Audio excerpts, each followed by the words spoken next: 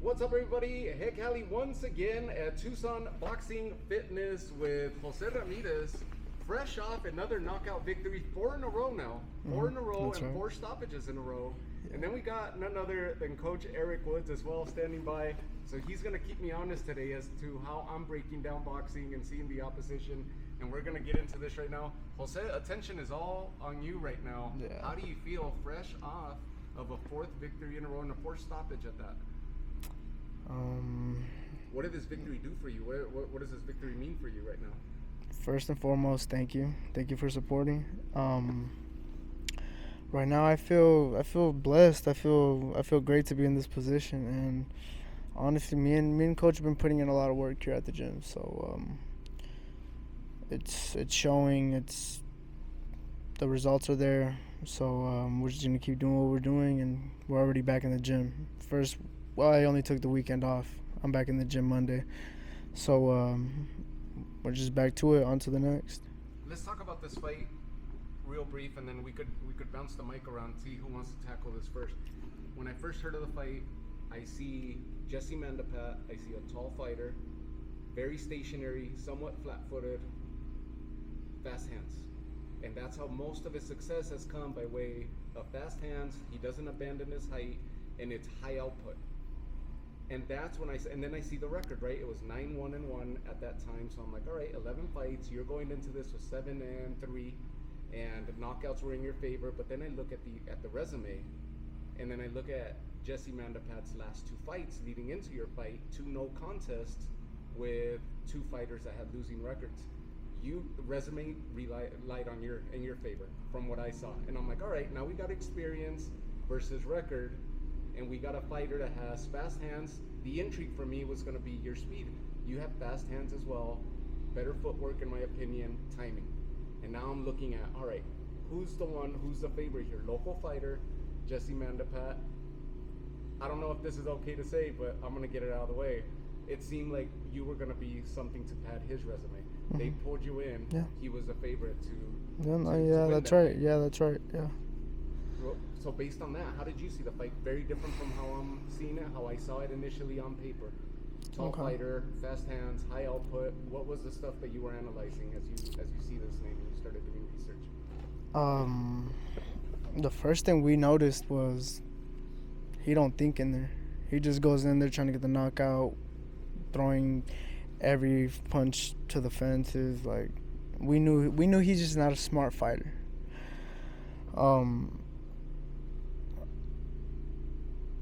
Once I seen him in person, he was not 5'10". He was not 5'10". We were the exact same height. So, yeah, he was a little thicker than me, whatever, but that don't mean nothing. As for, like, stats, I was actually already ranked higher than him. In any way, in the world, in the country, at featherweight, I was ranked higher than him no matter what. So, we took this fight very calculated. We took this risk. We took a very good calculated risk. That's how I'd put it. And I don't know. I feel like him overall, his record looks good on my resume now. So I really feel like that catapulted my career. Definitely lined me up for something bigger. So more's yet to come for sure. It's definitely a catalyst right now, right? It's like the spark that you needed. Yeah. Let's jump over to Coach real quick. Same question, Coach. How did you see it when the fight gets announced, or you're aware of the fighter, and you see the record on paper, you see how the fight's evening out. You're like, all right, a fighter with 11 fights, a fighter with 10, Jose with 10 fights to his credit, the win-loss record, and you start looking at the names and the resume, and then you start seeing, all right, this might not be what we're seeing here on paper at first glance. How did you see it?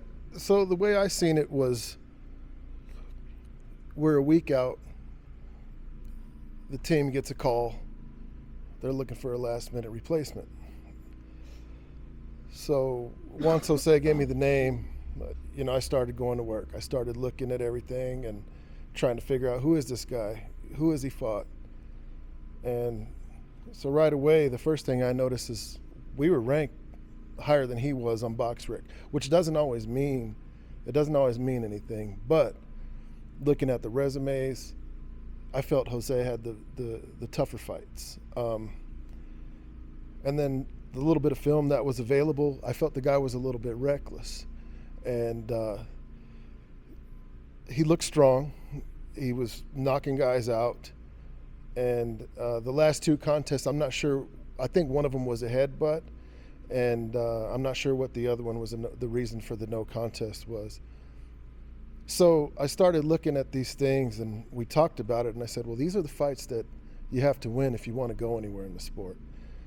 You know, the guy's got a good record, but I felt Jose had the experience. You know, almost 100 amateur fights, 7-3 going into the fight. One of the fights, I don't feel that he lost, but that's how the judges saw it, so, you know, it is what it is. So going into the fight, I was confident. After doing my homework, I said, well, I'm confident. The most important thing, how do you feel? You are the one that has to be confident. I said, so why don't you just sleep on it tonight? Let me know what you decide tomorrow. No rush. So he calls me on Friday morning and he says, Coach, let's do it. Let's go take it to this guy. So I said, all right, let's do it. I'm in, you know. So we come to the gym Friday and we start talking, and I notice he sounds like he's coming down with a cold. And I was like, oh man, what's going on? He said, don't worry about it, Coach. I'm going to be fine. I got some medicine to be fine. So we go through our training and everything looked good. He didn't seem like he was affected too bad. So on Saturday he calls me up. He says, let's go to the track, Coach. And I said, okay, you sure you feel up to that? Because, you know, my track work is, it's not easy. So we go to the track. We start going through our work, and I notice on the second set of our work, he's slowing down. He's gagging almost when he's like in the last quarter of the workout. Like, oh man, he's gagging. He comes back. I'm thinking he's gonna puke. He reassures me that he's okay. He just needs a little break. And then we go right into the next portion of it, and he finished strong, you know. And I said, okay. This is Saturday morning, the 17th. Just to put things in perspective, the 17th, the fight was on the 22nd. Correct. Actually, he's missing a part. So Friday we talked about it. I told him we took it. We signed the contract. Saturday I go to Nogales because Oscar, my manager, set up some sparring for me, and I didn't look that great. I looked like shit, but the contract was already signed, and in my head, like, we're just thinking like, fuck, like, I'm sick, like, we're just against all odds. Like, everyone told me, you can call this off, like, you don't have to do this. And then I slept on it, and then Sunday before I hit the road is when I hit the track with Coach. So we do the track, we do some mitts. So this is Sunday that you guys hit the Sunday, yeah, it's Sunday. I stand corrected. Yeah, so Sunday is when we hit the track. We do a little bit of mitts, but I'm not really feeling like I was a little slow. Like my timing was still off, like, and that was like after all the sprints, and like I wasn't really catching my breath all too well. But we were already losing weight. We were already in the process of I'm already mentalizing myself that, all right, we know what we're up against. And I don't know, as soon as we got there, actually on the road, I had to get an antibiotic shot on my left cheek. Bro. And no, I swear to God, bro, like, we were already past Yuma. Yeah, we were already like past Yuma, and we stopped at like a little marketplace, and then we go and like give me a shot. I got an antibiotic shot and a B12 shot right there. Boom, 2 shots back to back. And then we go back on the road. We sleep in Sunday. No, I get a run in that night. I got like a mile in, and I was tired. I wake up the next morning. He's already like at the hotel with me. Like everyone already made the trip. Like we're in it. We're fully in it. And we end up doing mitts that morning, and I mean later that night. And we're starting to feel pretty good. Like we fucking like like we were fast as hell. Like we were like, you know what, coach? We're gonna get this motherfucker. I told him, I was like, we're gonna get him. Watch, we're gonna get him. And everyone was just like, after anything after that was just like the whole momentum switch. Like everyone was just like, we know, like we got this task, and like we're locked in. He believes in me. I believe in him. We believed in us. And we fucking took over Hollywood. And this is already LA, right? You guys Yeah, this is already LA. So Monday morning, what was the mindset like? Monday morning, waking up was just fill everything out. Because I still had to do like paperwork, a bunch of paperwork, some medicals, and you know, like whatever. Like 3 days away, right? You got Yeah. yourself, 'cause Thursday Yeah. was like the traditional Saturday out the window on this one, right? Or the Right. Friday night fights. This is a Thursday fight. Yeah. So very, very. Yeah, so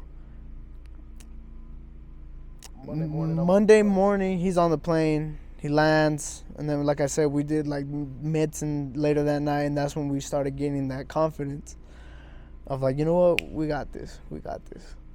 And then Tuesday morning I had to get some medical work done, and we went to the MRI place, and the MRI machine, the thing shocked me, bro. No, like I'm not playing, like it shocked me. The machine shocked me.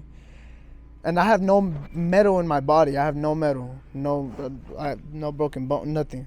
They're asking, do you have any metal in your body? Yeah. And then comes the next day, we're like, fuck. Like we still got the media workout done. That was cool. That's actually the first time we saw Jessie. That was the first time we saw him. And right in the middle of us like getting ready to like get our little workout in, I tell Coach, hey, Coach, look. His dad just keeps staring at me. I know they're scared, Coach. Like I told him, like he's scared. I know he's scared. They know, like we got something. Like we got something up our sleeve. And like it just, I don't know. It's just later that night. We still did mitts later that night, didn't we? We did mitts later that night, and we were just on fire. It's like I never got sick. Like, truly, it's like I never got sick, huh, Coach? Yeah, Like, we were just boom, boom, boom, boom, boom, boom, boom, boom, like, moving. Like, we read each other. We knew, like, we didn't even have to talk. Like, he didn't even have to tell me the combinations. Like, we were just on a go, with a flow, dude. Like, it was crazy. Yeah. And we were just like, you know what? Like, I just kept telling Coach, we're gonna get him, Coach. Watch, we're gonna get him. I know we're gonna get him. And just, it was cool. And then, how was the whole experience for you? It was quite the experience, you know, going back. Was it more stressful for you? Because now Jose is on his mindset where he's getting prepped for the fight, and we just heard everything, how he's prepping for it, how he's overcoming the sickness and leading into it. His mind is set. How was it going for you? Because you're the outside looking in, right? And you're like, oh. Right. I mean, so I get on the plane Monday morning. You know, we're flying out, and I mean, I'm ready to go. And in my mind, I'm thinking, man, I wonder how this kid's feeling. You know, I wonder. So we land, we get picked up by our driver. His dad and I flew together.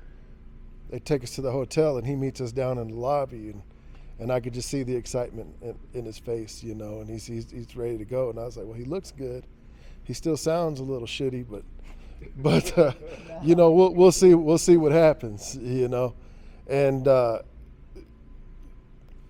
we did mitts that night, and I was like, all right, this, you know, he's looking good. I don't want to say we probably did mitts for about 30 minutes, just shaking out, just going over things, talked about a game plan, and we just kind of started going over the stuff on the mitts. Like he said, I didn't really have to tell him what to throw. We were just going, and everything was just firing on all cylinders, like you said. So Tuesday, we get up. We talked about it, go over the game plan again. We had the media workout that day. So we kind of just relaxed for the day. We went to the media workout, And we back in, and we parked next to this big black SUV, and I was like, huh. And then I was like, well, I wonder who's here, So Bree, she stayed in the car because she had some business to tend to. And Jose and I went upstairs into the Wildcard Gym. And right away, there's Jessie Mandapat, his dad, and a couple other guys who I had seen in his corner when I was doing my homework. And right away, they're real nice, Hey, how's it going, guys? How's it going? And I could see Jessie kind of sizing this kid up here. And I look at Jessie, and I was like, well, he's not as big as he looks on YouTube, He's not much bigger than Jose, And in my mind, I said, okay, he's on a weight cut right now, so, that's probably why he doesn't look so blown up. So, we go, and Jose and I are talking, and he comes over to me like, he said, hey, Coach, you see how they keep looking over here? They're scared, Coach, they're scared. And I said, yeah. Well, don't worry about those guys, man. Let's just do what we got to do, and we'll figure out, what's next. And he said, are we going to do mitts, Coach? I said, man, do you want to scare this guy off? I said, it's your show. I don't need to be in it. Just get in the ring, shadow box, jump rope, whatever you want to do. This is your show. You do your thing. So he hops in the ring, and out of curiosity, I look over to see where Mandapat's at, and he's gone. I see his dad sitting there, then his dad's locked in on Jose. So Jose starts moving around the ring, shadow boxing, and I was like, man, he's looking smooth, he's looking good, he's looking quick, and I kind of just look over out of the corner of my eye at Mandapat's dad, and I said, man, this guy, he looks a little worried, and they should have been, because we were technically the B side. But if you look at the fight on paper, we weren't really the B side because Jose had the higher ranking. I felt he had the higher opponents. And I knew what, I know what to look at when I'm looking at. So it was, like I told him, it's one of those fights you just got to win. These are the kind of guys we need to beat, guys with good records like this. So he gets through his workout. Everything's good. We go back to the hotel, and I tell him, all right, 7:30, 8 o'clock, we'll meet in the gym, and we'll get our little workout in, and we'll see where we are on weight. So we get our workout in, did a little more mitts, and his punches are sharp, they're crisp. But back to the black SUV. When we parked there, I was wondering who. So we went upstairs. Well, when we got done with the media workout, we come downstairs. That black SUV is gone, and Bree says, "Yeah, there was like a whole bunch of people. Then, someone got in that black SUV and it was gone." So we're leaving the Wildcard Gym, and I'm a backseat driver, so I'm always looking to see like, all right. Well, when I look to my left, I see Manny Pacquiao's.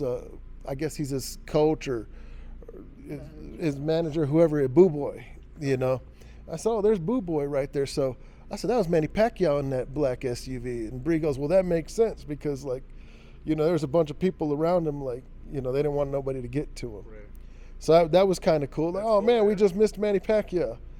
And like I said, so we get back to the hotel. We go through our workout. He's crisp. We check his weight. He's right on where I like him to be. And then Thursday, I said, all right, man, no mitts today. We're just going to go check your weight, see where we're at. Wednesday.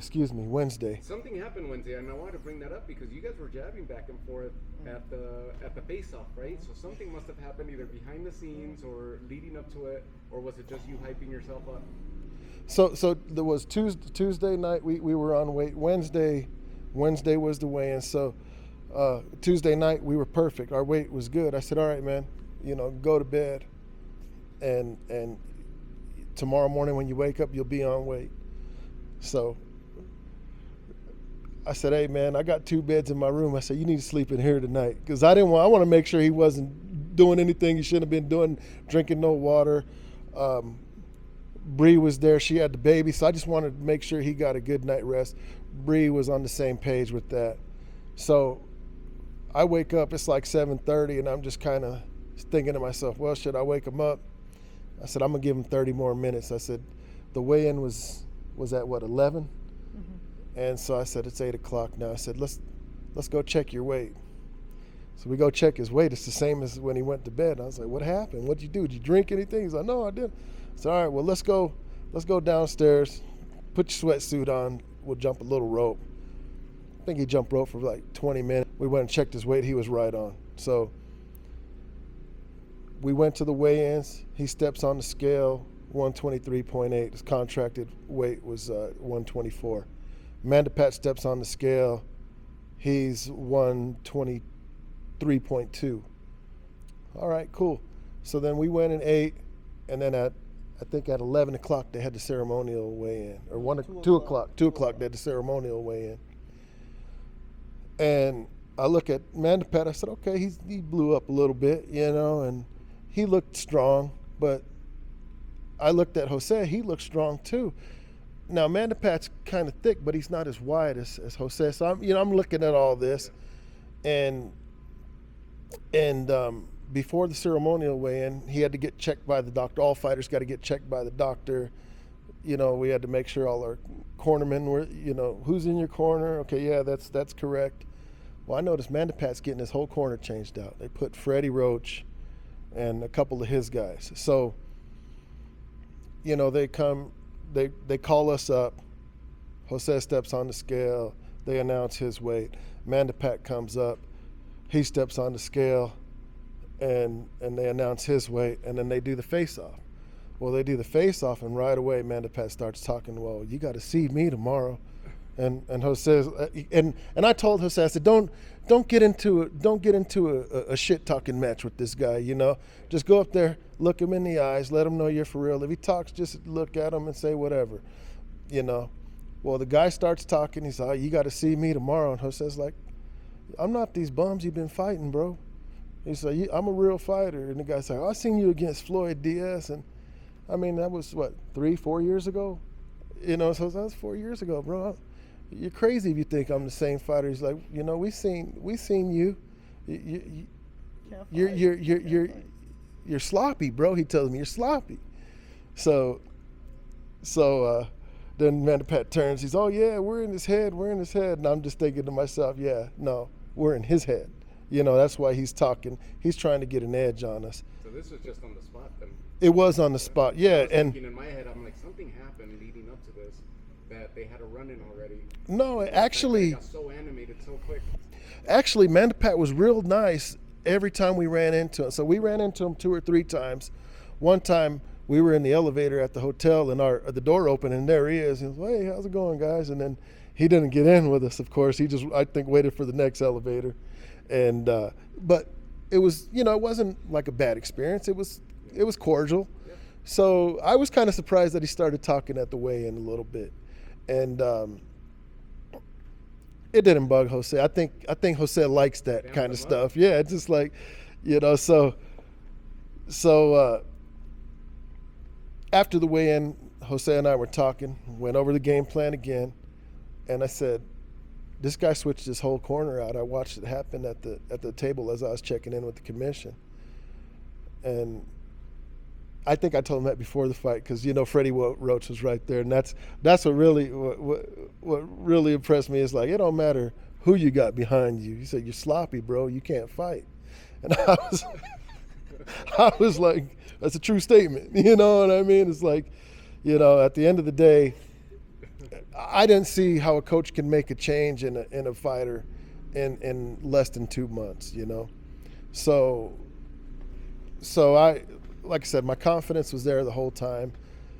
We talked about the game plan. I said, if you follow this game plan, you're going to knock him out anywhere from round 3 to round 5, and we talked about that the whole week, So fight night comes, and we're hyped. Yeah, we're ready to go, And it was kind of weird because, I mean, the venue was cool, you guys but were the co-main event? No, we weren't the co-main. We probably. There's only 2 knockouts that night. Yeah, I feel. Knockouts that night, and 2 knockouts, and you were one of them, right? Yeah, I felt like we stole the show, I definitely felt like we stole the show. I didn't really see too many of the other fights. So we get to the venue, and it's kind of an ordeal, you know. All right, this is your dressing room, and then we come, oh no, this is the other corner. So, like, they have like an upstairs and a downstairs, and they kind of put us in this downstairs area, and then upstairs. They really B-side us. Yeah? Yeah, they They really B-side the shit out of it. They tried to. So then the commissioner comes down, their inspector, and he says, hey, they want to watch you guys wrap hands. I said, well, you only watch people wrap hands in a championship fight. He says, oh, well, this is California. We do things differently. I said, yeah, I know California does all kinds of stuff differently. I said, but in a championship fight is the only time you get to watch your opponent wrap hands. So, well, no, they could do that. And what I should have said was, well, I'm not going to agree to that. But I said, all right, well, if you guys are going to watch us rap, we're going to watch you rap. So we did that. And, I'm watching the kid get wrapped up. And I'm reading this kid, and I could tell he's nervous.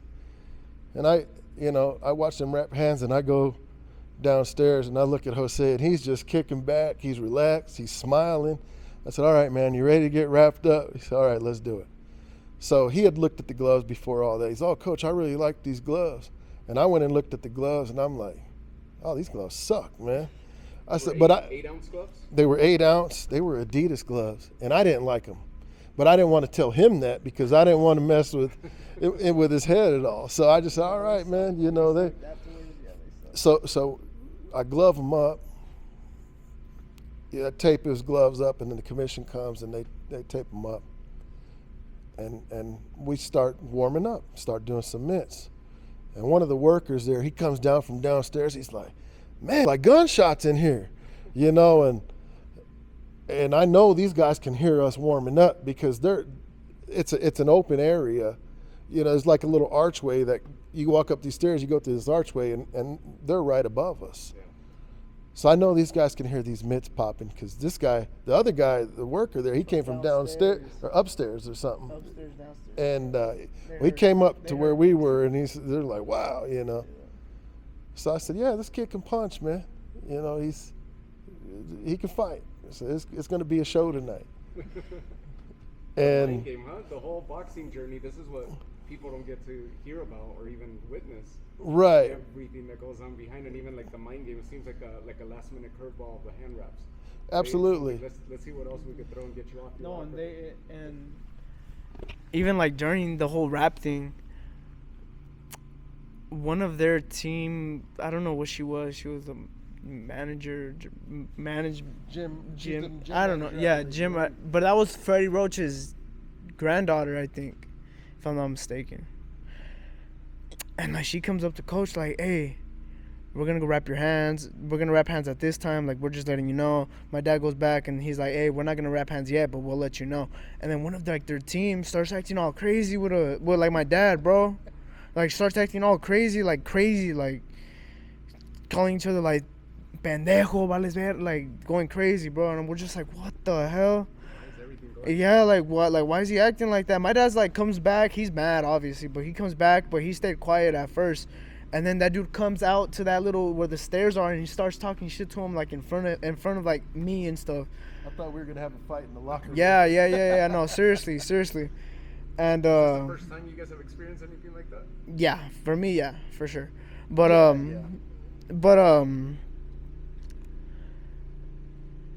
everyone was just telling us like, look, like don't let their like Freddie Roach, like it's their team, so everyone else is telling us like, hey bro, like chill, don't let their experience like get like fuck with you guys is like shit. They're trying to get you guys off your game. Don't let their experience do that. Like that's what this is going on right now because everyone was there.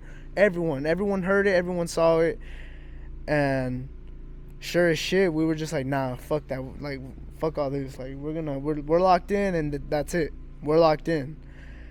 And then we're warming up. We're like he said, like mitts are clacking, pop, boom, boom, like clacking. Everything's cool. And then my hands start going numb. I don't know if it was my left or my right, but It's your right. my right like twice. I had to get it retaped because the tape was too tight. I don't know. And then I had a different guy from the commission do it, and he did it perfectly, perfect.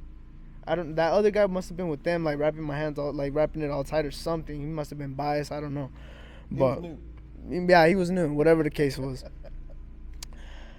And this other dude, like, he stuck with us for the rest of the night. Real cool dude. California Athletic Commission, El Suegro. Shout out to him. Angel. Shout out to him. That's a good man right there. Appreciate him.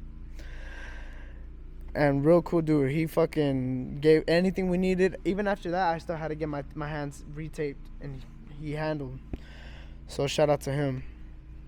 And nothing, right? Like, they put us in a different little hall, like, before we walked out. Staging area. Yeah, and we were just like going over the game plan. Like, look, coach, like everything's cool, everything's running smooth. We're dressed, we're ready, breaking a little sweat, and we're just right there, like, just for a good while, just him, me, and my dad, and we're just going over the game plan. Like, look, we're gonna do this, we're gonna do that, and then when this round comes, we're gonna switch his whole shit up. Like, so that's what we did. And then once it was time to go, like, our hearts were just beating fast, like, the whole time. Yeah. Start walking out. Music start walking out. I just start, as soon as I'm in that ring, like, I'm just focused. Like, I'm really, like, down to earth in that moment.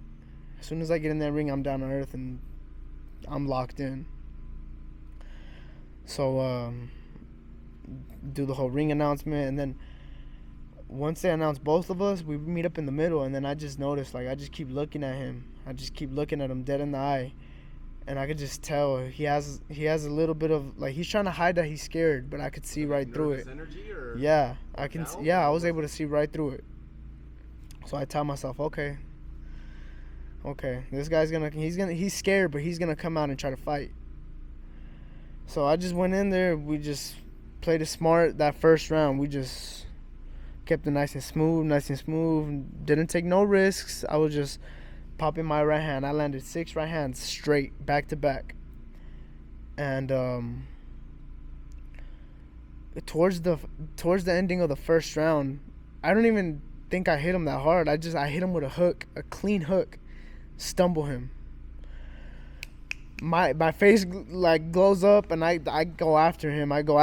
And then I just 10-second bell rings. We can't really do much. Whatever, I got whatever shots I could, and the bell ring. We come back to the corner. Coach is telling me, hey, like, that was good, but just stick to the game plan. Like, just stick to the game plan. Focus. Don't get excited, bro. Don't get excited. Just stay calm. You're doing good. And then, like, he tell me, how do you feel him? And I'm just like, I'm good, coach. I'm good. He's strong. I'm just like, he don't got nothing. Like, he's all right. He like, I'm good, coach. I'm good. And then second round goes. We let him get a little comfortable. I let him get comfortable that round. I still held him. I still did what I kept him honest. But that round, I just let him get comfortable. Third round came. We went back into the corner, and then the coach is just telling me, like, okay, like, we saw what happened at the end of that round. Like, just stay tight, stay focused. And then I remember you telling me something else. So you need to use a little more authority with your jab. Yeah. So coming out that round, I had told coach way before the fight, like 2 days before the fight, I was gonna switch southpaw in that third round. That's what we did, and then I did exactly what he told me. Use the jab, but in southpaw I did it. So I switched everything up, and just having that jab, boom, like, just snapping that jab on him, southpaw, that set me up for everything. Truly, that set me up for everything. So it was, honestly, he really wasn't as strong as you'd think. And the reason I ask is that you drop him twice, and then the third one, right before the fight gets stopped, you just exchanged with him. You were like, screw it, we're ending this thing. And it looked like I don't know if he landed or maybe he hit you on the side, something, but he was already just throwing wild as well. Yeah. Ready to exchange. And so at that point, I was like, either he's not feeling it or he's just zoned in, one of the two, and both could happen. Yeah, I like to think that I'm more explosive in southpaw. Like I'm more of like in the pocket, let my hands go, and I'm able to get out smoothly. So in that little exchange, he was throwing, but he wasn't landing nothing. Like it hit my shoulders probably, but nothing ever landed. Like he probably out of the whole fight, he probably hit me with like 2 clean shots, like very clean shots, and I was like, okay, but nah, I just kept my hands up right there in that moment. Kept my hands up, got on the pocket with him, and that's when I let go. We're going to a little back and forth, but I knew his accuracy wasn't there. I had already known his accuracy wasn't there. So in that moment, I'm on fire. I'm ready to go. I'm ready to just take him out. So I heard the ref tell him, "You got to show me something." So that's my cue. Get on him. Get on him. So I just let my little combo go, and then in the middle of that last exchange that I had, I go from orthodox, or I go from southpaw to orthodox. I don't know. I do some kind of step, and that's when I knocked him out, and the ref stopped it. But overall, I'm blessed to have that experience, and I couldn't be more thankful to be part of it. Yeah, it was a hell of a scene too, because majority of the crowd was there. He was the crowd was all his. I'll be honest, more than the main wiping event. everything down. There was, I mean, I could hear you guys just the corner, and there. How many people showed up for you? Was it just a handful, or? Dude, I kid you not. It's just my coach, my dad, and my wife. That's it. And that's when you watch the replay That's of it. the knockout, the screams is just 4 people. That's how quiet the arena went. No. It's because I still had people cheering for me. Like a lot of people, I actually gained up fans from there. Yeah. I gained fans. I got network. Like you name it. That night was just a special night, for sure. It was well worth it, huh? You took the Oh, risk absolutely, on a week's notice, absolutely. and it paid off. Yeah, absolutely. One of the things that I noticed on the coach you mentioned was the weight. Yeah. And the fact that he was struggling with not struggling, but the fact that he had to cut down featherweight. This was a catch weight, more of a super bantamweight limit, or just above the super bantamweight limit. Right. What was the reasoning for the difference in weight? Not a featherweight fight. Well, I've always told Jose that he's a true 122-pound fighter. I think he would have a lot of advantages at that weight, and I've been talking about that since we started training, and he's like, well, I said, no, you're not going to have any problems making 122. Just trust what I say. So with the week's notice, I didn't want to drain him to make the weight. So we decided on 124 pounds. So when they offered a fight, it was a 122 fight, and then you guys agreed on the catch weight. Correct, because we only had a week, and I don't want my fighter drained trying to make weight when these guys need to make a fight. So I was sure it was going to be an easy agreement, and he made the weight easy. Then the night of the fight, we get to the arena, and there's, all right, come on, you got to come and step on the scale. I was like, why? So he goes and he weighs in, and he comes down. I said, how much did you weigh? He said, 128 pounds. I said, you didn't even gain 4 pounds. Wow. And then he goes, he weighs 140, coach. I said, so? He's going to be slow. And I said, don't worry about nothing. I said, you're going to be fine. You have a featherweight fighting a super lightweight. Right. So the weight wasn't really an issue. And like I said, I think he can make 122 pounds very easily. I think he'd be very strong at that weight. He was strong at 124. But going back to the whole glove situation, we glove him up, we tape him up. The commissioner, they come and put the blue tape on his gloves, and we're hitting mitts, warming up, and he says, Coach, my right hand's starting to go numb, and I'm like, is it the wrap or is it the glove? And I said, you told me the wraps felt good, and they seem like they were good. He said, no, it's the glove, it's the glove. So we take the tape off, the blue tape, and then I got to take my tape off. I untie the gloves and I retie them. Is that good? You good there? Yeah, that feels good. Okay, I'm going to put the tape. So I taped it to where I didn't tape it so tight. Then the commissioner came and he put the tape on. And we start warming up again. He's like, Coach, I think the tape's too tight. I said, which tape you think it is? He said, oh, it's definitely the blue tape. He taped it tight. So we had to take the tape off again. And they retaped it. We had our inspector tape it the next time, and he did. I think he did a pretty good job. So they take us to the staging area. And he's, Coach, now my left hand's starting to bug me. so we're waiting in the staging area for them to call us up to do our ring walk. And he tells the inspector, hey, we're going to need to retape me. And I said, do you have the blue tape with you? And the guy goes, no, I'm going to run and get it. I'll be right back. He runs, he grabs the tape. We rip the tape off. The commissioner tapes it. And then, all right, come on, you guys got to get upstairs. It's time to go. So we get upstairs and we make our ring walk. And we walk up, they announce him. We walk to the middle of the ring for the referee instructions, and I could see Jose is just locked in. And I look at Jessie, and I could see the same thing Jose sees. Like, this guy's trying to hide that he's a little worried, that he's scared, Freddie Roach, right there next to him, legendary coach. And I'm like, well, I'm going against Freddie Roach. But I wasn't really worried. I wasn't nervous.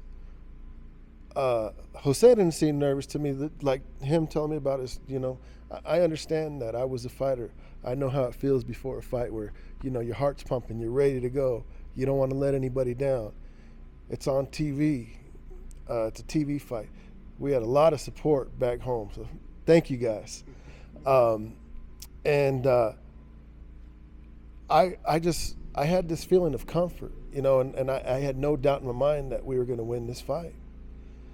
So, first round comes. He goes out there. He follows the game plan to a T. I told him, just go out there, use your feints. So let some right hands go, circle to your left. When he starts trying to move that way, take a step back, change directions. Just use your footwork and see what he's going to do. Use your feints. So when you feint him, you're going to know how he's going to react. I said, then you're going to know what you can hit him with. I said, but don't swing for the fences. Just touch him with some shots, put a little bit of authority on it, but don't try to knock this guy out. So we got 8 rounds. We could break this guy down and then get rid of him.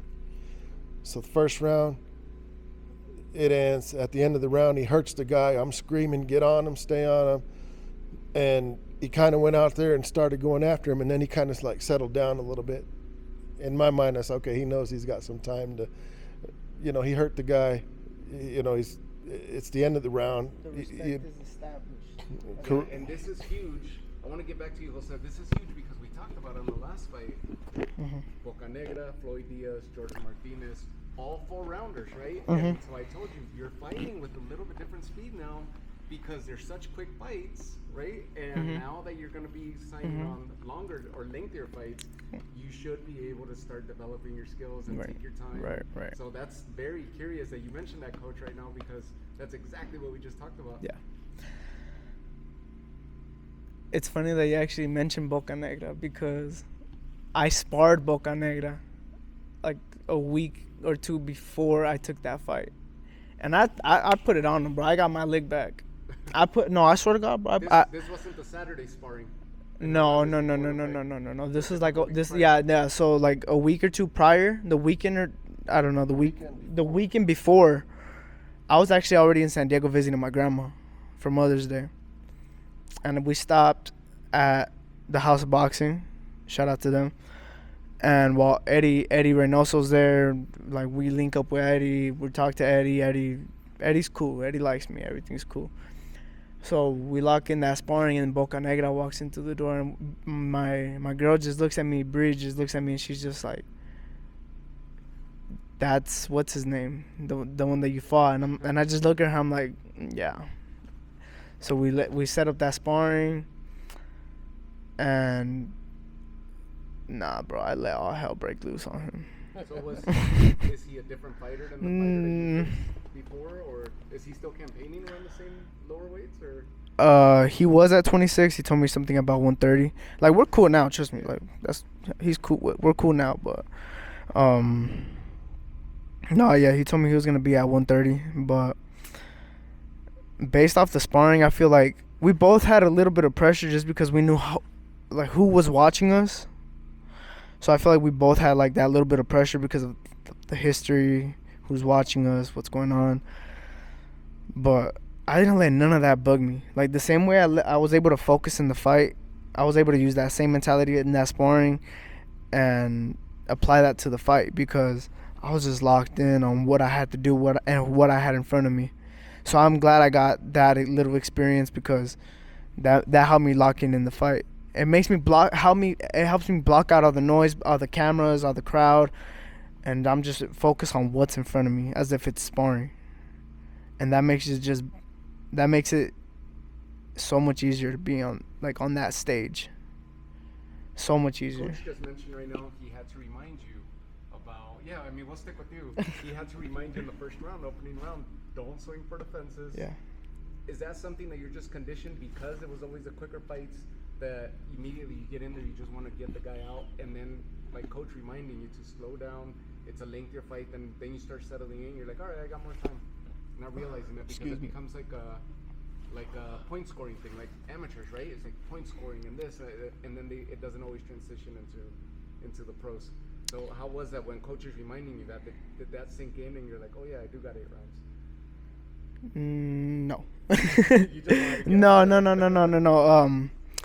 Months prior, we had already talked about going the lengthier rounds, so we had already had like the mentality of going those later rounds. Like, I think months, like probably a solid 2 months, we were doing nothing but 8 to 10 rounders in sparring. So mentally, we were already there.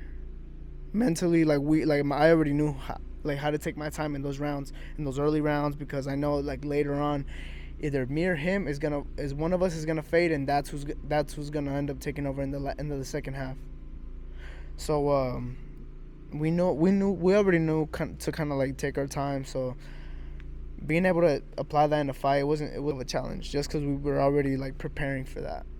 So it all kind of just fell into place and into the opportunity, and we were able to just execute perfectly. Let's jump forward. June 7th. Yeah. That fight was supposed to happen here in Tucson, fell off.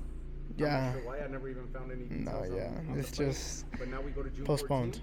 You have a fight set up June 14th. Yes.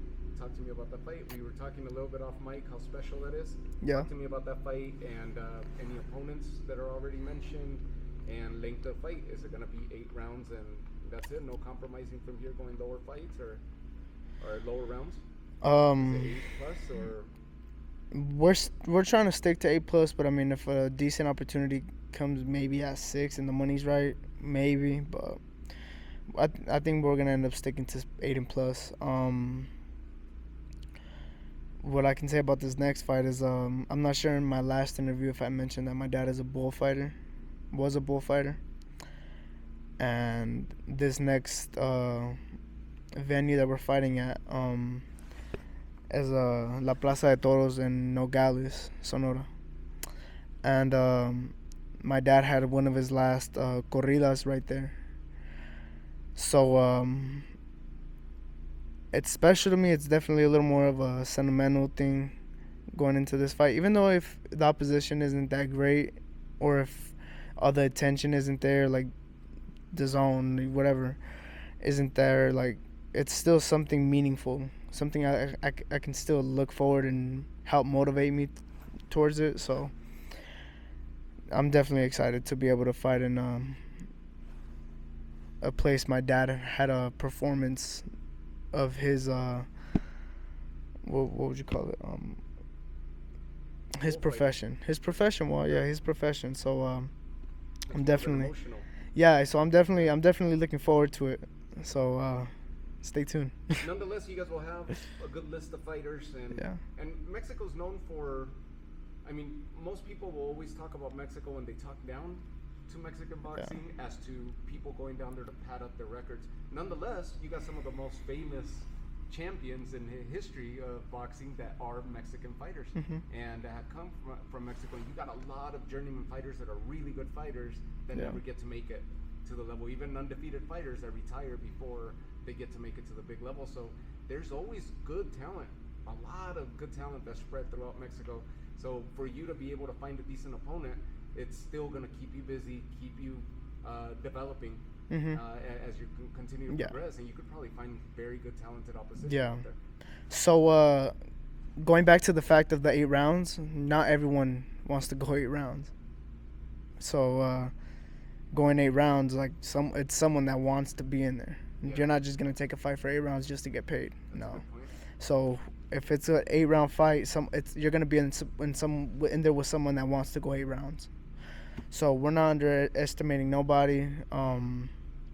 We're taking it one fight at a time, and we're on to the next after the next. And when the right opportunity comes for something huge, we're gonna do what we did last week, just go against all odds and prevail. 2 fights in 3 weeks' time, right? Give or take.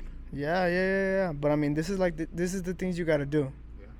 You gotta get what you got, and now I gotta invest it into more, you know. So one fight at a time. We're just gonna keep developing, because even though it's not that big of a fight, we're still training in here like it's camp. So no matter what, we're still getting our rounds in, getting our work in. So that's not stopping nothing. So we're even though it's a Mexico fight, we're still looking at decent records, better records. So we're just gonna keep looking for what we have to look for, and just like I said, one fight at a time, one opponent at a time, and just keep stacking up these wins. Your family's gonna be present, I imagine. At Plaza de Toros, it's gonna be very emotional. So you should be able to get hopefully some pictures near where your dad performed. Oh yeah, for sure. Right? Yeah, no, was definitely. Was he a bullfighter at 21? Yeah, my dad did it. My dad was the bullfighter from 11 to I think 38 if I'm not mistaken. So yeah, I'm in for a good one this next one. Go through the picture books and see if he finds one around the time that he was your age. Oh yeah, I'd love to do that. Yeah. Oh yeah, I'd love to do that actually. That would be awesome. That'd be badass. Thank you for that idea. No, for real. Coach, we're gonna close out with you, and then I'll close out with Jose here. All right, Coach. One of the question at hand was intimidation factor. Does it play a role when you end up seeing somebody of the caliber of Freddie Roach stepping across the ring from you and alluding a little bit to the whole mindset, the game, the chess matchup that happens outside of the ring, what people don't realize that's going on outside of the ring while the attention is on the boxers in the ring and the fight that's happening on hand. Allude to me and touch on that a little bit. Well, seeing Freddie Roach in his corner, of course, I've got a lot of respect for Freddie Roach. Legendary trainer, trained some of the best in the sport. So I wasn't really intimidated. Like I mentioned before, I had a feeling of comfort, of confidence, knowing we're going to beat this guy. Talking to the promoter down in the lobby when Jose wasn't around, Steve Bash, shout out to Steve Bash, Bash Boxing, great show.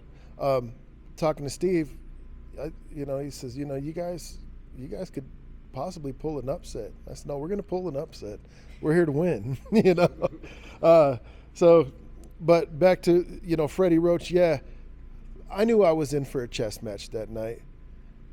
And then after the first round, I said, oh, man, we got this guy. Jose is faster. The footwork is killing the guy. Mandapat's output isn't what I've seen in the past.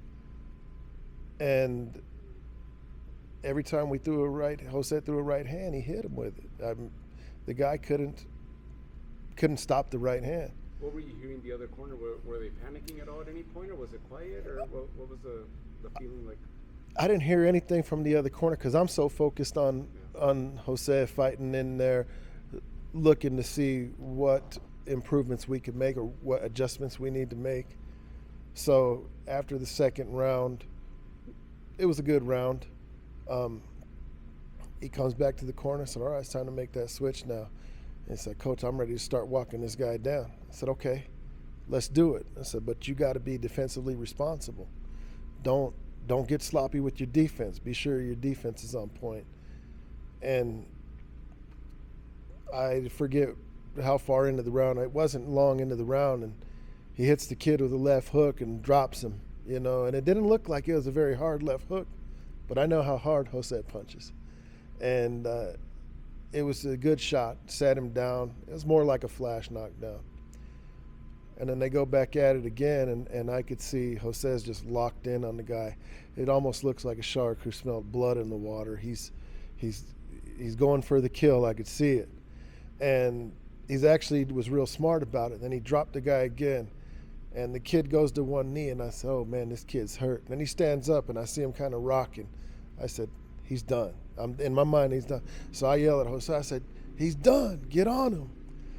And he went right to work, and then he did this little step, and he went from a southpaw to orthodox, and the finishing right hand hit him right on the chin, and I seen Mandapat. I mean, he went down right in the corner, in our corner, and I could see his arm was, behind his back. And anybody in boxing or anybody that knows boxing, when you see a guy go down with his hand behind his back, he's hurt.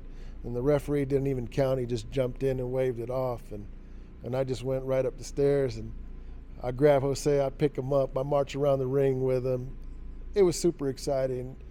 A win over Freddie Roach. Of course, I'm on cloud nine. Did you get to talk to the other corner afterwards? Absolutely, yeah. We talked to Freddie Roach. I've met Freddie Roach several times at the media workout when I ran into him. Hey, how's it going? I haven't seen you in a while. I was like, yeah, it's been a while, hasn't it, Freddie? And then after the fight, we went and talked to Mandapat, and he was pretty down. And I mean, I could understand. I've lost in my backyard before, and it's not a good feeling, So he was down, and I just trying to give him some positive encouragement. Shook hands with his coaches, and that's the other thing is when we came to the ring, it's just me and his dad, and his dad knows the game. I mean, Jose box, all of his brothers box, and they're good boxers. So it was just me and his dad, and then we look at Mandapat's corner, Freddie Roach, Mike Rodriguez, the War Tape guy. Shout out to War Tape, Mike. Great thing you got going on there. Send us a box, man. We're waiting on it. He's got like 5 guys in his corner. I'm thinking, this isn't a championship fight. Why has he got so many guys in his corner? But I wasn't focused on that. I was focused on winning. And we went out there. We won in a big fashion. As the announcer said, we spoiled the party in Hollywood, and we were on cloud nine. So now we're just waiting for our next opportunity. I know we got this opportunity coming up in Mexico for Jose. It has a lot of sentimental value. I'm not big on the Mexico fights. I'm not big on the border fights. Now, if we got a big promoter and we're going down, we're trying to take the best opponents available, but I'd rather see him stick to the 8-round fights and keep going up, Progressing, absolutely. Is the goal still 20 wins? The goal is still, absolutely. I want to put 20 wins in the win column, and right now we need 12 more wins to get there. But I think with maybe 5 or 6 more wins, we'll probably be in a good position, possibly for some sort of a regional title. In the country, the last time I looked on BoxRec, he's ranked number 30. He's up in the top 200 in the world now. So I feel we're in a really good position. He took no time off other than, the weekend. Friday, he made the drive back to Tucson. Saturday, Sunday, I think he just rested. Monday, he pulls up to the gym. I'm like, all right, ready to work? All right, good. And that was the plan. I said, we got this fight. Let's get back in the gym. we don't have to go all out the first week. We're just going to kind of shake out. And Thursday, he shows up. We spar 8 rounds. He spars 8 rounds, and we're right back to work. So I went and did 6 more rounds in Nogales yesterday morning. So 6 more rounds of Nogales yesterday morning. So, I mean, he's right back to work, and come Monday we're gonna kick it into high gear and get to full camp mode. I mean, we're always in camp mode. We're always working hard. We're always strategizing. Like you said, we'll work 8 to 10 rounds on the mitts. What was it? 3-4 weeks before this fight, he was sparring with another Tucson up-and-coming prospect, Joaquin Camberos, undefeated, strong kid, 140-pounder. He's probably walking around at 150, 155. 6'1", 6'2". He's a big, tall kid. And they sparred 11 or 12 rounds. I mean, we weren't keeping count, but it was more than 10 rounds. I know that. And it was some good work. It was a treat to watch. I mean, I know Hector Reyes was excited, was enjoying watching it. I was enjoying watching, and it just looked like some championship level work. So, we're going to get right back to that. I don't mean to put you guys on the spot, but feel free to call me when the sparring session gets set up. Absolutely. Because I'll be there. A lot of times it just kind of happens quick. I might get the call in the morning or the day before. It's like, hey, man, come down to the gym. But next time we hear something, We'll definitely give you a call. So you're looking forward to June 14th. At this rate, you guys could probably squeeze in another 3-4 fights. The way that you guys are doing these quick turnarounds, 3 more fights in the calendar year is probably very realistic after June 14th. Yeah, I'd love to see this fight, 2 or 3 more before the year ends. Hopefully we get a couple more meaningful fights, just like the one in Hollywood. So there's a lot to look forward to this year, and I think next year, I think we're going to end this year great.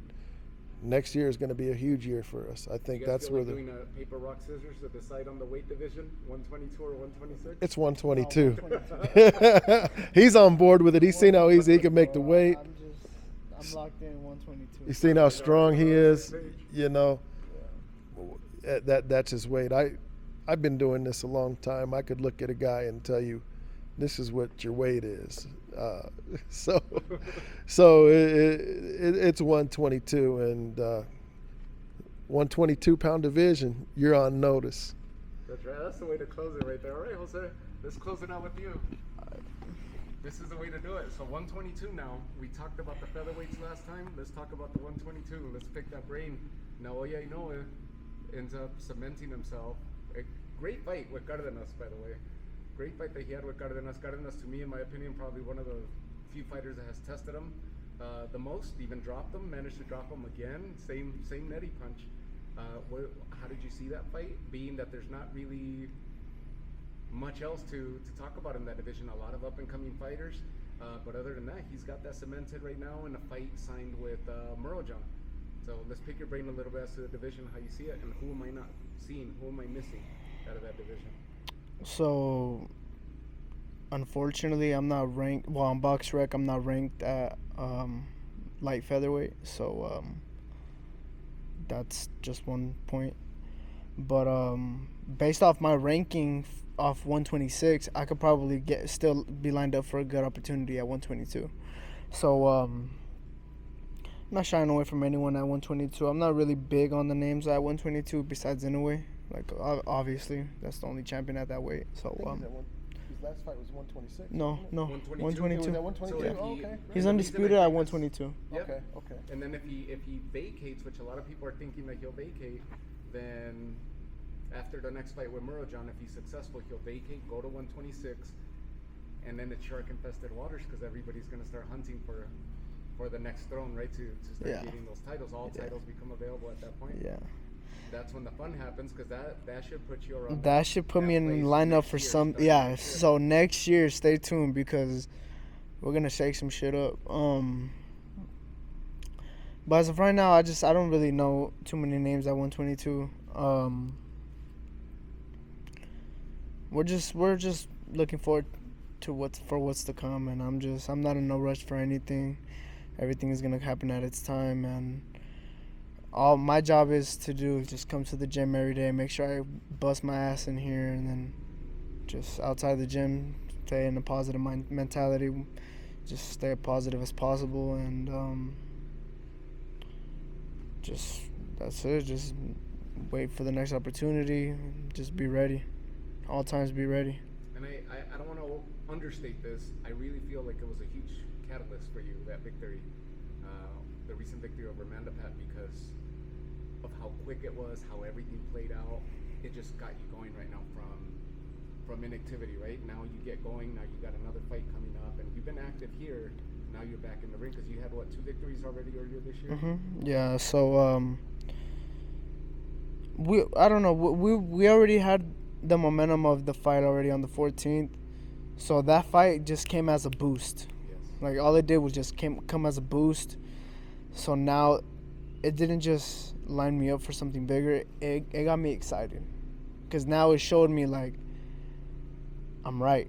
Like this is from February to June. To June. Right. Yeah. Now the way that this. It was just. It was perfect. Perfect. It was just perfect. It was perfect. So God for for the opportunity. Really, just gotta thank Coach for believing in me, helping me train hard, work my ass off in the gym. Just set everything, like me and Coach literally set everything up. We set everything up perfectly. We just, like, we showed we're a good mix in there. That's it. That's all that proved. That we're right. Send a shout out to your fans. You got a stable fan base and a growing fan base, a new fan base that you just went to go make out at the Avalon in LA, and the new fan base that you're starting to build through this channel. Yeah. Floor's yours. Yeah, I want to shout out to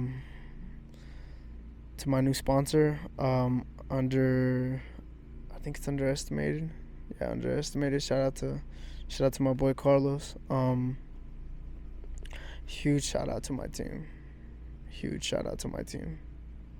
Couldn't have done it with anybody of them. Couldn't did this without them believing in me. Everyone believed in me, so that made me believe in them, and that's how we got it done, really. Shout out to my parents, shout out to my brothers, and we're on to the next. I want to thank the whole city for being on standby. The whole city was waiting for just that night. The whole city was waiting on it. I mentioned it to Coach that night. No, the morning of the fight. I told Coach, look at my insights. Like, everything's going crazy. It went from this number to this number, in just like a day or two. Like, the whole city is just waiting for it, like just waiting on us. That's it, just waiting on us. And then we just came back, and just everything was beautiful. Turned out real beautiful. I'm grateful. That's all I can say. Good. That's the best way to close it right there. And yeah. You guys will be the ones in that black SUV in no time. Huh? Yeah, absolutely. Awesome. Thank you guys checking out Head Cali Tomate the Boxing Show. The real Jose Ramirez, Fosforito, and Coach Eric Woods. This is the way to do it.